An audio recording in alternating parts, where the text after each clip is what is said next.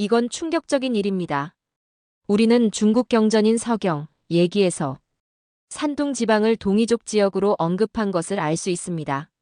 그런데 고고학적 발견으로 산둥 지역이 중원 지역과 다른 문화를 발전시켰다는 사실을 발표한 외국인 학자가 있습니다.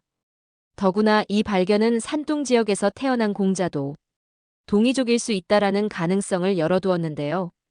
이 사실에 중국 역사학계는 큰 혼란에 빠질 수밖에 없었습니다. 도대체 어떤 발견이 그들로 하여금 역사를 다시 써야 한다는 말이 나오게 했을까요? 그 놀라운 이야기 시작해 보겠습니다. 그 전에 잠시 2초만요. 구독, 좋아요, 알림 설정은 영상 제작에 큰 힘이 됩니다. 지금으로부터 약 3000년 전, 금속이 뜨거운 불 위에서 춤을 추고 있었습니다. 사람들은 그 금속을 녹여서 칼과 도끼를 만들었고 또 종과 제사에 쓰이는 용기를 만들었어요. 이 금속은 우리가 청동기라고 부르는 건데요. 단순한 생활 도구를 넘어서 사람들의 신앙과 권위를 담아내는 아주 중요한 물건이었습니다. 우리는 보통 이 청동기 문화가 황하강 주변, 즉 지금의 중국 중부 지역인 중원에서 시작됐다고 배우곤 합니다. 하지만 정말 그럴까요? 청동기 문화는 과연 중원에서만 피어난 이야기일까요? 오늘 들려드릴 이야기는 미국 UCLA 대학교의 고고학 교수님이신 로타르 폰 팔켄하우젠 박사님의 연구를 중심으로 펼쳐집니다. 팔켄하우젠 교수님은 기존의 중원 중심적인 역사 해석을 넘어서 고대 중국 문명이 다양한 지역의 상호작용 속에서 만들어졌다는 새로운 시각을 제시하셨습니다. 그분이 특히 주목한 지역은 산둥성과 강소성, 즉 중국 동부 지역이에요. 이곳은 오래전부터 동이족이라 불린 사람들의 고향이었고 그들만의 문화가 오랫동안 이어져 왔던 곳입니다. 그리고 유교의 성인인 공자가 태어난 곳이기도 합니다. 팔켄하우젠 교수님은 이 지역에서 발견된 청동기 유물과 제사터를 자세히 조사하시면서 중원과는 전혀 다른 청동기 문화를 밝혀내셨어요. 예를 들어볼게요. 산둥 지역에서 나온 청동종이나 제사 용기들을 보면 그 모양이 중원과는 꽤 달라요. 어떤 건 무늬가 아주 단순하고 어떤 건 굉장히 독특한 모양을 하고 있어요. 사용된 금속의 구성도 조금씩 차이가 있고요. 또 무덤도 다릅니다. 중원에서는 주로 흙으로 만든 무덤이 많았는데 산둥 지역은 돌을 정성스럽게 쌓아 만든 묘실이 있거나 무덤 주변에 물이 고이지 않도록 배수시설이 설치된 경우도 있었어요. 팔켄하우젠 교수님은 이런 차이들을 단순한 지역적 특성으로 보지 않으셨어요. 오히려 이 지역이 중원과는 독립적으로 성장한 또 하나의 문명 중심지라고 해석하셨죠. 룽산 문화는 산둥 지역을 중심으로 형성된 후기 신석기 문화라는 점을 보면 룽산 문화는 어쩌면 중원과 다른 새로운 문화일 수 있다는 시사점을 던져주었습니다. 이 말은 곧 고대 중국이 하나의 문명이 아니라 여러 지역 문명이 서로 영향을 주고받으며 함께 자라난 다원적인 문명이라는 뜻이에요. 또한 팔켄하우젠 교수님은 청동 악기에 대해서도 깊은 관심을 가졌습니다. 서스펜디드 뮤직이라는 책에서 그는 종과 같은 청동 악기가 단순히 소리를 내는 도구가 아니라 당시 사람들에게는 권력의 상징이자 신과의 연결을 의미하는 신성한 물건이었다고 설명했어요. 그리고 이런 종들이 산둥과 같은 동부 해안 지역까지 퍼져 있었다는 건 그곳 또한 문화적 중심지였다는 강력한 증거라고 하셨죠. 팔켄하우젠 교수님은 중국 저장성에서 열린 국제 고고학 학술 대회에 참석하게 됩니다. 그곳에서는 동부 연안 지역의 청동기 문화에 관한 새로운 발굴 결과들이 발표되었어요. 그는 그 자리에서 동방의 청동기 문화가 단순한 중원의 변형이 아니라 고유의 재래 체계와 권력을 갖춘 독립적인 문화권일 수 있다는 가설을 처음으로 공개적으로 발표합니다.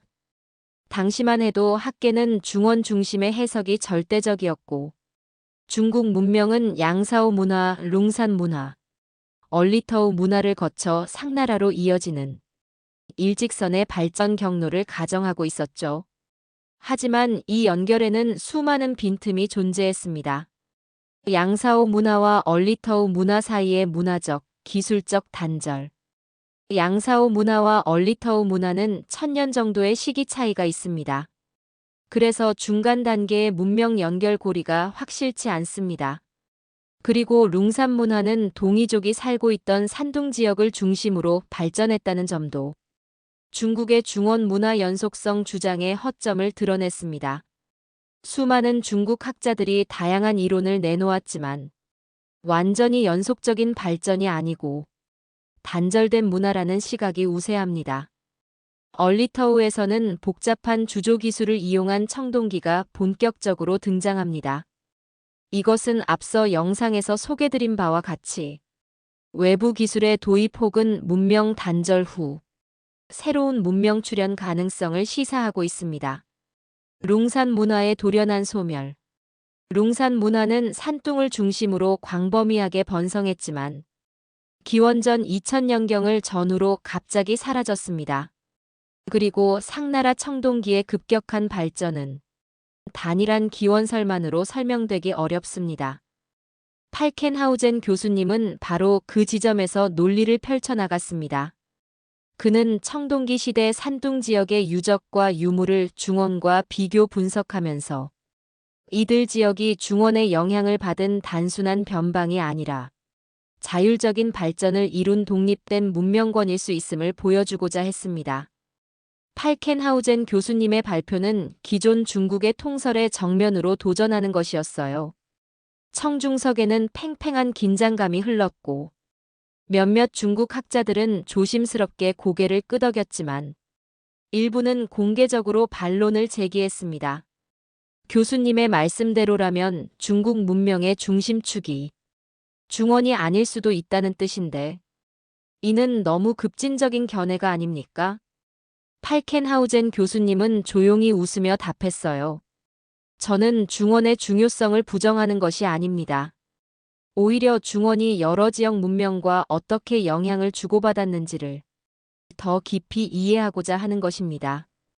그는 그 뒤로 산둥과 강소 지역을 비롯한 동부 연안의 청동기 유물들을 정밀하게 분석하기 시작합니다. 청동 악기의 분포, 무덤의 구조, 제사터의 구성, 청동기의 합금 비율까지 세밀하게 비교했어요. 그 결과들은 하나같이 동부 지역이 독자적인 재래와 권력 구조를 갖춘 고유 문화권이었다는 점을 뒷받침하기 시작했죠. 그리고 그는 점점 더 확신을 가지게 됩니다. 서스펜디드 뮤직과 같은 저작을 통해 그는 단순한 가설을 넘어서 수많은 유물과 고고학적 데이터를 바탕으로 하나의 이론을 세우게 되었어요. 그 여정 속에서 그는 고대 동방의 목소리를 듣기 시작합니다. 그 목소리는 말로 들리는 것이 아니었습니다. 청동으로 만든 종소리, 돌로 지은 무덤의 침묵, 제사터에 남겨진 흔적들 속에서 들려오는 것이었어요. UCLA의 연구실에서 그는 어느 날 조교에게 말했죠. 청동기는 단순한 유물이 아니야. 이것은 말 없는 언어야. 당시 사람들의 가치관, 사회 구조, 신과의 관계까지 담겨 있지. 조교는 고개를 끄덕이며 말했어요. 교수님, 그러면 동이족이라 불렸던 이들 지역 사람들도 그들만의 목소리를 냈던 거겠죠? 그들의 종, 그들의 제사 방식, 그들의 신화. 그렇지, 우리는 이제 그 목소리를 들어야 해. 오랫동안 역사책에 실리지 않았던 이야기들 말이야. 이 대화는 팔켄하우젠 교수님의 연구 방향을 더욱 명확히 해주었습니다. 단지 유물을 해석하는 것이 아니라 그 유물 뒤에 숨겨진 사람들의 삶과 감정, 그리고 신념까지도 복원해내는 일. 그것이야말로 그의 진짜 목표가 되어가고 있었던 거예요. 그리고 이 모든 이야기는 우리가 잊고 있었던 고대 동방의 역사와 문명에 다시 귀 기울이게 만듭니다. 지금껏 단순한 선으로만 그려졌던 고대 중국 문명의 지도를 더 풍부하고 입체적인 이야기로 바꾸는 첫걸음이 되었습니다. 팔켄하우젠 교수님은 안후이성 허페이에서 열린 갑골문자 국제 심포지엄에 초청을 받았습니다. 학계의 주된 화두는 상나라의 문자 체계였어요. 많은 학자들은 이 갑골문자가 고대 중국 문명의 정점이자 정식 기록 문명의 시작이라고 말했습니다. 그리고 그 말에는 중원이야말로 문명의 중심이라는 함의가 담겨 있었죠. 하지만 팔켄하우젠 교수님은 조용히 손을 들고 이야기의 균열을 짚어내기 시작합니다. 문자의 존재는 단지 기록의 유무를 뜻하는 게 아닙니다.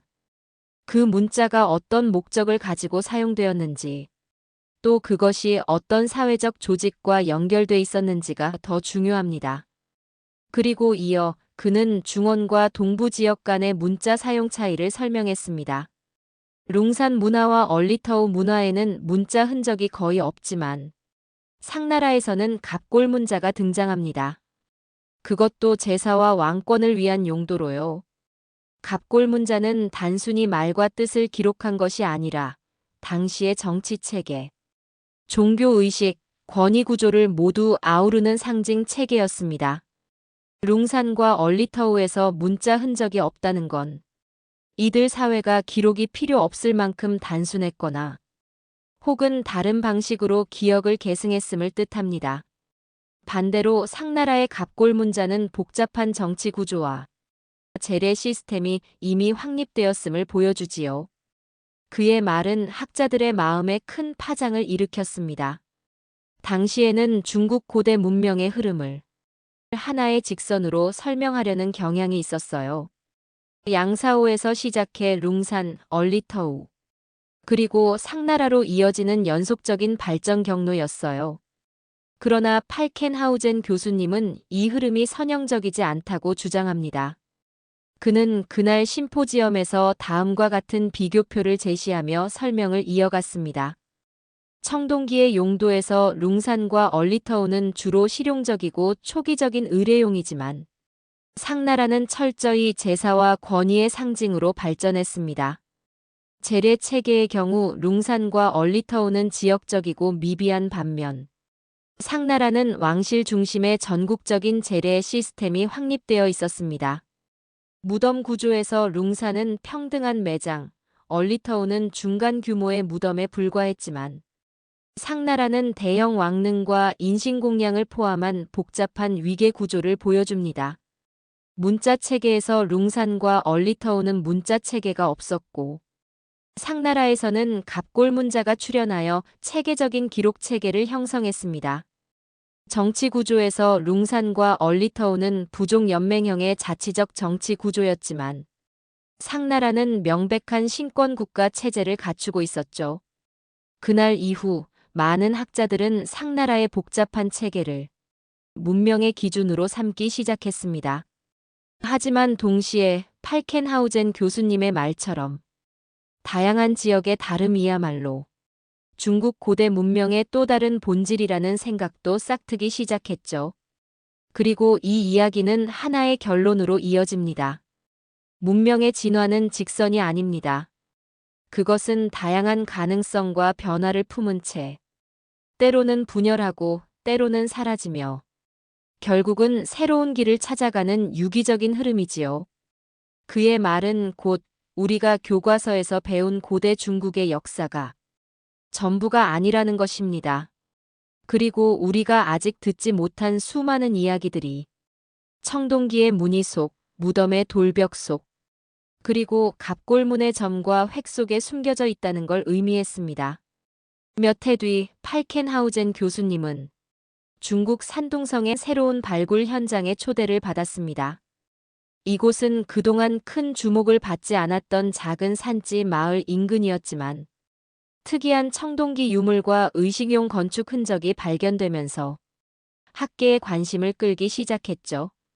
현장에서는 청동종이 나란히 묻혀 있었고 그 곁에는 섬세한 기호가 새겨진 유물이 무려 있었습니다. 이 유물에는 갑골문과 유사하면서도 분명히 다른 기존에 기록되지 않은 상형 문자가 새겨져 있었어요. 현장에 모인 연구자들 사이에서는 이 문자가 동익의 고유의 문자 체계일 가능성에 대한 논의가 시작됐습니다. 그날 저녁 발굴 베이스 캠프에서 열린 회의에서 한 젊은 연구원이 조심스럽게 입을 엽니다. 교수님, 혹시 이 문자가 동익의 사제들이 사용하던 별도의 문자 체계일 수도 있을까요? 갑골문이 중원의 제사 언어였다면 이건 또 다른 사제 계층의 언어일지도 모르겠습니다. 팔켄하우젠 교수님은 말없이 고개를 끄덕였습니다. 그리고 그는 이 유적을 단순한 출토 사례가 아닌 동부 문명의 가능성을 보여주는 상징으로 보기 시작했습니다. UCLA로 돌아온 그는 오랜 기간 수집한 자료들과 새로운 유물 분석을 종합해 하나의 논문을 준비합니다. 제목은 황허강 너머 동부 청동기 시대의 제2적 풍경, 즉 황하를 넘어서 동부 청동기 시대의 제사 경관이라는 의미였어요. 논문에서 그는 단순한 문화 확산 이론이 아니라 동방 지역에도 고유한 권력과 신앙 구조가 있었음을 고고학적 증거로 뒷받침합니다. 팔켄하우젠 교수님은 이 연구에서 한 가지 더욱 중요한 시사점을 제시합니다. 바로 상나라의 문화적 기원이 기존의 양사오 룽산 얼리터우 문화 계열이 아니라 오히려 동이족 문화권에 더 가까울 수 있다는 점이었어요. 그는 이를 뒷받침하기 위해 무덤의 구조, 제사터의 배치, 청동기 조형의 양식, 그리고 문자 형태의 차이를 일일이 비교 분석합니다. 예를 들어 상나라의 갑골 문자는 얼리터우 유적의 상형문과는 연결 지점을 찾기 어렵지만 산둥 지역에서 출토된 문자 흔적과는 구조적 유사성이 보이기 시작합니다. 청동종의 양식도 마찬가지로 중원의 전통보다는 동부 해안 지역에서 출토된 청동기와 더 많은 유사점을 가지고 있었죠. 그는 논문에서 다음과 같이 씁니다. 상나라는 단지 중원의 자연스러운 연장선에 있던 문명이 아니다. 그것은 오히려 동방에서 자생한 고유의 신권 질서와 재래 문화가 중원으로 확장된 결과일 수 있다. 논문은 발표 직후부터 큰 반향을 일으켰습니다. 일부는 이를 정치적 해석으로 비판했고 또 다른 일부는 역사인식의 패러다임을 바꾸는 계기로 받아들였죠. 그 무렵 팔켄하우젠 교수님은 고고학 프로그램에 출연하게 됩니다. 사회자는 마지막 질문으로 이렇게 묻습니다. 교수님께서 지금까지 연구하신 것 중에서 가장 잊을 수 없는 순간은 언제였습니까? 그는 잠시 눈을 감고 조용히 대답합니다. 조용한 산둥의 발굴 현장에서 종과 비석을 처음 마주한 순간입니다. 아무 말도 하지 않던 그 청동기들이 제게 이렇게 말했지요. 우리는 여기에 있었다고 말이죠. 방송은 잔잔한 음악과 함께 마무리되었고 수많은 청취자들은 그 소리 없는 목소리에 귀를 기울였습니다. 그날 이후 팔켄하우젠 교수님의 이름은 단지 한 명의 고고학자가 아닌 고대의 침묵을 대변하는 목소리로 불리게 됩니다. 공자님은 흔히 유교의 창시자, 도덕의 스승으로 불리지만 그분의 삶과 사상이 어떤 시대적 배경 속에서 태어났는지 깊이 들여다보는 경우는 많지 않습니다. 그런데 팔켄하우젠 교수님은 그 물음에 아주 흥미로운 방식으로 접근하셨습니다. 바로 고고학의 시선으로 말입니다. 그분의 저서 공자시대의 중국 사회 고고학적 증거에서는 우리가 알고 있는 문자 기록 중심의 역사에서 벗어나 실제 땅속에 묻혀있던 유물들과 무덤 구조를 통해 공자님 시대의 사회를 재구성합니다. 팔켄하우젠 교수님은 말합니다. 공자님이 살던 시대는 단순히 주나라의 쇠퇴나 도덕의 붕괴라는 틀로만 설명될 수 없는 훨씬 더 복잡하고 다층적인 사회였다고요. 특히 산둥 지역 노나라, 즉 공자님의 고향이자 동이족의 주된 활동 무대였던 이 지역의 장묘 양식과 재래 문화는 중원 지역과는 사뭇 다른 양상을 보입니다. 무덤 구조도 청동기 문양도 제사 방식도 그 자체로 독립적인 지역 문화를 보여주고 있었던 겁니다. 그렇다면 공자님은 누구였을까요? 단지 옛 제도를 회복하자고 외친 복고주의자가 아니었습니다. 오히려 그분은 복잡하게 얽힌 지역 권력들과 다양한 문화적 전통 속에서 이상적인 질서를 고민하고 제안한 철학자였습니다. 팔켄하우젠 교수님은 바로 이 점에서 고고학적 지역주의라는 개념을 꺼내듭니다. 춘추시대의 중국은 단일한 중심 왕조가 아니라 여러 지역 문화와 정치체가 공존하던 다핵적 사회였다고 설명합니다. 공자님은 그러한 다원적 세계 속에서 중원의 중심 이념을 그대로 따르기보다는 오히려 그 틈에서 시대를 다시 세우려 했던 사람입니다. 노나라라는 지역적 특수성과 그 속에서 축적된 제도적 전통을 토대로 자신만의 윤리와 질서를 구상해냈던 것이지요. 공자시대의 중국 사회 고고학적 증거는 그런 공자님의 시대를 더 입체적으로, 더 사실적으로 그려냅니다. 교수님은 공자가 혈통상 동이족이라고 단정하지는 않았습니다. 하지만 공자의 문화적 배경이 중원 중심과는 구별되는 산둥 동부 문화권 즉 동이족 문화권임은 강조했고 공자의 사상예, 효, 충이 중원 권력 구조의 질서 회복에 초점을 두고 있었습니다. 그리고 중원 왕조의 직계 전통에서 나왔다고 보기는 어렵다는 것이 팔켄하우젠 교수의 시각입니다. 이것은 기원전 천년경 동부 지역의 무덤과 제사터 구조는 중원과 현저히 다르며 또한 다른 정치 종교 체계가 존재했다는 사실과 공자의 시대에는 단일한 국가 개념이 존재하지 않았고 오히려 각 지역은 독립적인 제사 언어 권력 구조를 유지했다는 점을 들어 이 같은 결론을 얻었습니다. 그리고 이 사실은 동이족의 본거지인 산둥 지역에서 태어난 공자가 동이족의 후손이라는 점을 더욱 지지하고 있었습니다. 그리고 우리에게 묻습니다. 당신이 알고 있는 공자는 과연 어떤 인물인가요? 이제 그는 더 이상 단순히 과거를 공부하는 사람이 아니라 사라진 목소리를 세상에 다시 들려주려는 사명을 가진 연구자가 되어가고 있었지요. 팔켄하우젠 교수님의 연구는 하나의 결론으로 마무리되지 않습니다. 오히려 수많은 질문들을 우리 앞에 남겨두죠. 과연 문명이란 무엇일까요? 우리는 누구의 시선으로 역사를 바라보고 있을까요? 그리고 오늘날 우리가 잊고 지내는 목소리는 또 무엇일까요? 하지만 한 가지는 분명합니다. 교수님의 연구는 단순히 과거를 파헤치는 작업을 넘어 미래의 역사 해석에까지 깊은 울림을 주고 있습니다. 그가 들여다본 청동종의 울림, 석비에 새겨진 문자, 침묵 속에서 발견된 제사터의 흔적들, 그것들은 오늘을 사는 우리에게도 조용히 속삭이고 있었습니다. 우리는 여기 있었다. 우리의 이야기를 들어달라. 이제 그 이야기를 듣고 이어가는 일은 우리 모두의 몫입니다. 지금까지 로타르 폰 팔켄하우젠 교수님의 학문 여정을 따라가며 고대 중국의 청동기 문명에 동이계 문화가 영향을 미친 깊고도 다채로운 이야기를 들려드렸습니다.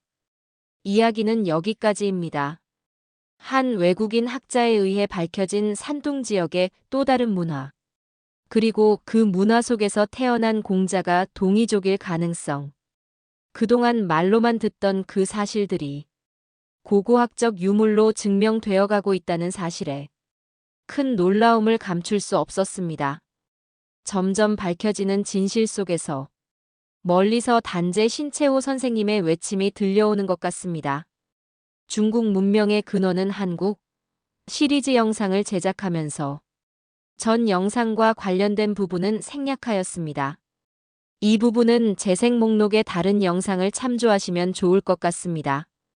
댓글을 통해 지적과 정보를 제공해 주신 시청자님께 깊은 감사를 드립니다. 감사합니다.